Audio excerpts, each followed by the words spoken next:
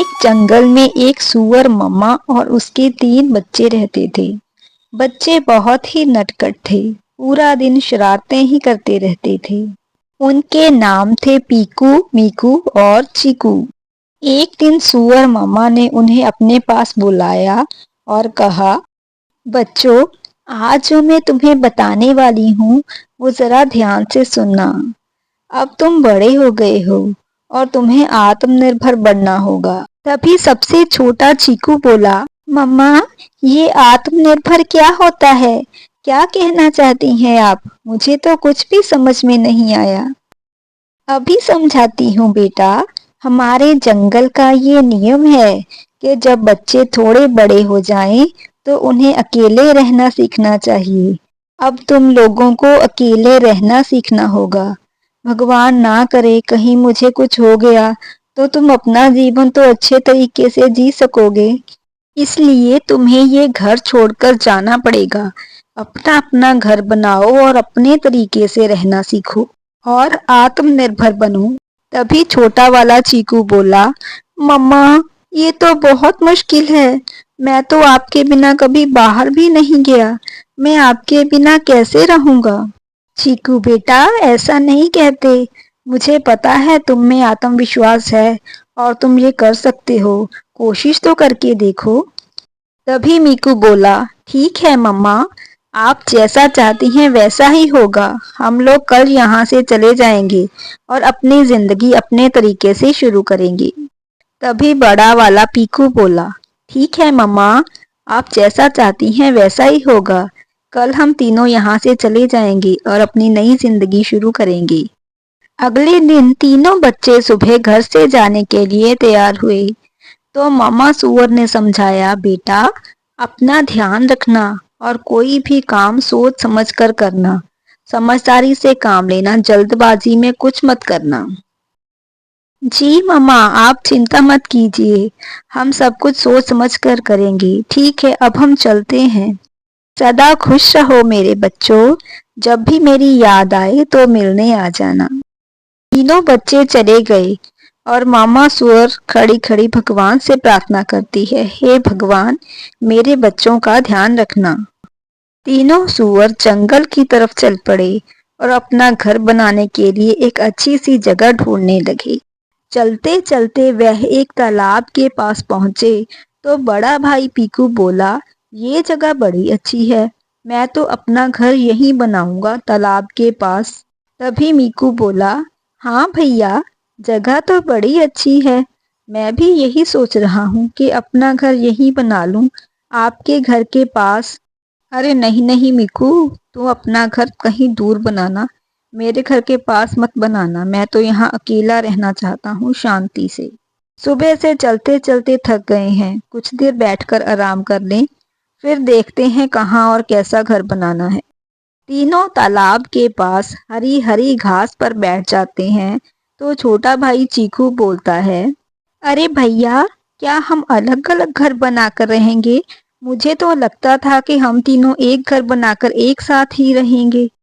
नहीं चीकू, हम तीनों अपना अलग अलग घर बनाएंगे, अपनी पसंद का घर बनाएंगे और अपने तरीके से रहेंगे।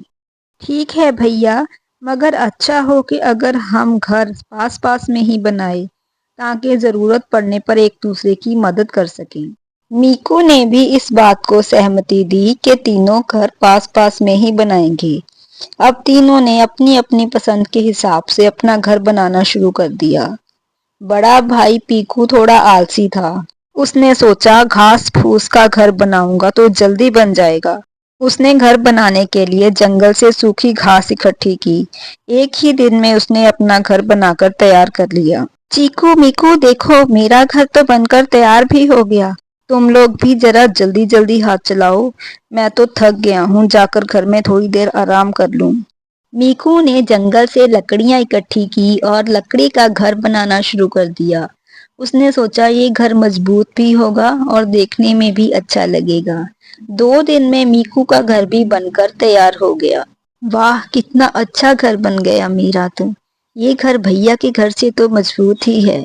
चलो, बहुत काम हो गया, अब चल के कुछ देर आराम करता हूँ। सबसे छोटा चीकू बहुत ही समझदार और मेहनती था। उसने सोचा, कुछ दिन ज्यादा मेहनत करके अच्छा और पक्का घर बनाता हूँ। उसने जंगल से पत्थर इकट्ठे किए और पत्थर से अपना घर बनाना शुरू कर दिया। एक हफ्ते की कड़ी मेहनत के बाद चीकू का बहुत ही सुंदर घर बनकर तैयार हो गया। एक दिन शाम को पीकू अपने घर के बाहर टहल रहा था, तो उसे सामने से एक भेड़िया आता हुआ दिखाई दिया। पीकू झट से घर के अंदर जाकर छुप गया। अरे, ये भेड़िया कहाँ से आ गया? देखने में तो बड़ा खतरनाक सा लग रहा था। शुक्र है मैं घर के अंदर आ गया, कहीं उसने मुझे बाहर पकड़ नहीं लिया। ओह सुअर के बच्चे, कहाँ छुप गया है? बाहर निकल। 2 दिन से मैंने कुछ नहीं खाया, आज मैं तेरा ही शिकार करूंगा। सुनाई नहीं दिया तुम्हें? बाहर निकल। चल, अगर तू बाहर नहीं आता तो मैं ही अंदर आ जाता हूँ। ये तेरा घर तो मैं एक झटके में तोड़ दूंगा। भेड़िए ने पीकू के घर को जरा सा धक्का दिया तो उसके घर की सारी दीवारें गिर गई। ओह, ये क्या हुआ? मेरे घर की तो सारी दीवारें गिर गई हैं। अब मैं अपनी जान कैसे बचाऊं? हा हा हा, अब कहाँ छुपेगा बच्चे, अब तो तेरा घर भी टूट गया है। अब मैं तुम्हें खाकर अपनी भूख शांत करूंगा। पीकू ने ना आप देखा ना ताप देखा, झट से वह मीकू के घर की तरफ भागने लगा। जितना मर्जी भाग ले बच्चे, आज तो तू मेरा ही शिकार बनेगा। इतना कहकर भेड़िया भी उसके पीछे भागने लगा। पीकू झट से मीकू के घर के अंदर घुस गया और दरवाजा अंदर से बंद कर लिया। उसे घबराया हुआ देखकर मीकू ने पूछा, भैया क्या हुआ? आप इतने घबराए हुए से क्यों हैं? पीकू, एक भेड़िए ने मुझे देख लिया। वह मेरा शिकार करना चाहता है। उसने मेरा घर भी तोड़ दिया है। बड़ी मुश्किल से जान बचाकर मैं तुम्हारे घर तक पहुंचा हूँ। फिक्र मत कीजिए भैया, मेरा घर आपके घर से तो मजबूत है। भेड़िया यहाँ अंदर नहीं आ सकेगा, हम यहाँ सुरक्षित हैं। अच्छा, अब तुम इस घर में छुप गए हो। ये लकड़ी का घर तोड़ना मेरे लिए कोई बड़ी बात नहीं है। एक ही झटके में मैं ये घर तोड़ दूंगा और तुम्हारा शिकार करूंगा। अरे मीकू, ये भेड़िया बहुत ही ताकतवर है, कहीं ये तुम्हारा घर भी ना तोड़ दे। नहीं भैया, मेरा घर आपके घर से तो मजबूत है, इतनी जल्दी टूटेगा नहीं। भेड़िया भागता हुआ घर की ओर आया और घर के दरवाजे को एक जोरदार टक्कर मारी। भेड़िए की एक ही जोरदार टक्कर के साथ मीकू का घर भी टूट गया। दोनों अपनी जान बचाने के लिए चीकू के घर की तरफ भागने लगे। वाह, भगवान जब देता है तो छप्पड़ फाड़ कर देता है। एक की जगह आज 2 शिकार मिल गए। भेड़िया तेजी से भागता हुआ दोनों का पीछा करता है। वह दोनों चीकू के घर में घुसकर दरवाजा जल्दी से बंद कर लेते हैं। अरे पीकू भैया, मीकू भैया, आप इतने हांफते हुए क्यों आ रहे हैं? क्या हुआ आपको? घबराए से क्यों लग रहे हैं आप? कुछ मत पूछ छोटे, हम बड़ी मुसीबत में हैं।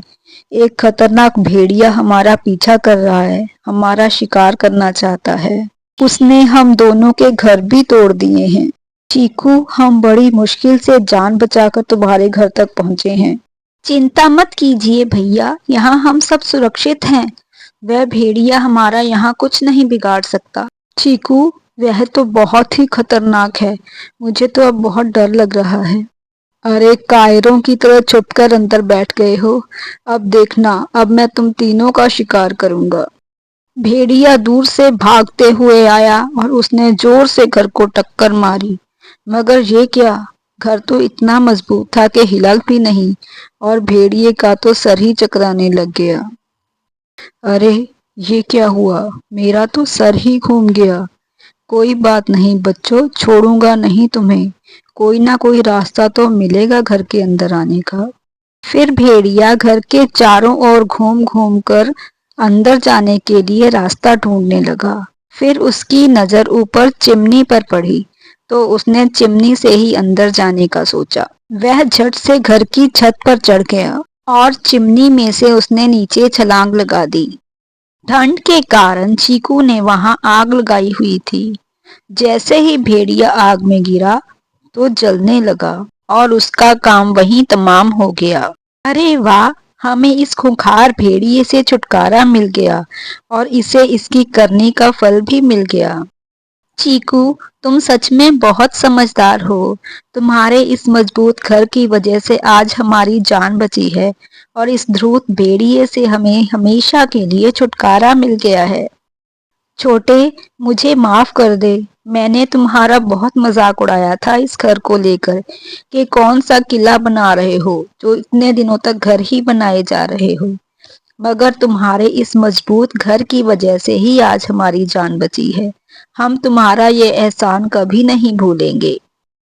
अरे भैया, इसमें एहसान कैसा? आप तो मेरे बड़े भाई हैं और आपकी मदद करना मेरा फर्ज है। अब आप मेरे साथ इसी घर में रहिए। हम सभी एक साथ यहाँ रहेंगे और मस्ती करेंगे। फिर तीनों भाई उसी घर में एक साथ रहने लगे और मस्ती करते हुए अपनी जिंदगी बड़े मजे से गुजारने लगे। कहानी अच्छी लगी तो लाइक और शेयर करके एक प्यारा सा कमेंट जरूर करें और चैनल को सब्सक्राइब करना ना भूलें। Thank you.